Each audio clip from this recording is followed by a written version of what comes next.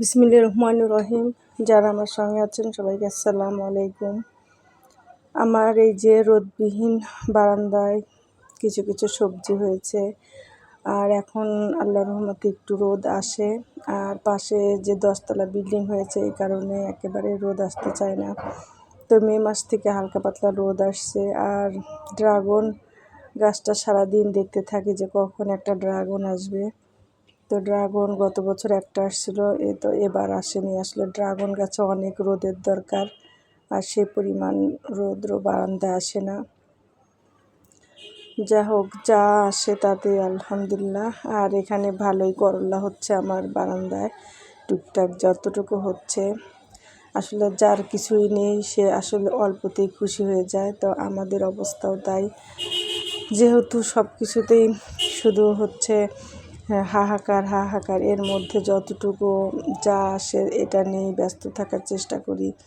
এটা নিয়েই আসলে বারবার দেখি, একটু মনকে ভুলিয়ে রাখতে চাই, সব দুঃখ কষ্ট থেকে সরে থাকতে চাই।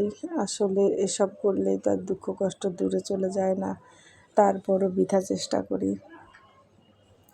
আর এখানে পেঁপে গাছও বুনেছি, অনেকগুলো পেঁপে গাছ। একটা গাছ অবশ্য মরেও গেছে। তো আসলে রোদ ছাড়া কোনো কিছুই হতে চায় না, তারপরে চেষ্টার আসলে ত্রুটি রাখি না।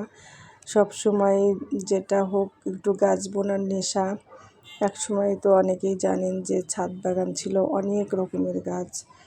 এখন তো সেই সুযোগটা যেহেতু নেই, তো কি আর করা, বারান্দার এতটুকু জায়গার মধ্যেই হরেক রকম গাছ বুনেছি।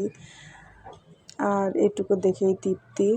আর আমার অ্যাডেনিয়াম গাছটার অবস্থা খুবই খারাপ হয়ে গিয়েছিল, তো ইদানিং দেখছি একটু ভালো হয়েছে। আর এই যে পুঁই শাক খেয়েছিলাম, পুঁই শাকের যে নিচের শক্ত অংশটা সেটা বুনেছি, সেখান থেকেও ভালোই শাক হচ্ছে। আর আমার একটা পুঁই শাক গাছ অনেক সুন্দর হয়েছিল, ওটা অবশ্য ভিডিও করতে পারিনি। তো খাওয়া শেষ সেই গাছটা। পুঁই শাকের পাতা, তারপরে মিষ্টি কুমড়োর পাতা, একটা ডাঁটা গাছ হয়েছিল, সে ডাঁটার পাতা সব কিছু একদিন তুলে তো খাওয়া হয়ে গেছে। মৌলবি কচু, আর এই যে আমার অ্যাডেনিয়াম, আর অ্যাডেনিয়ামে একটু ফুলের কলি আসছে হালকা।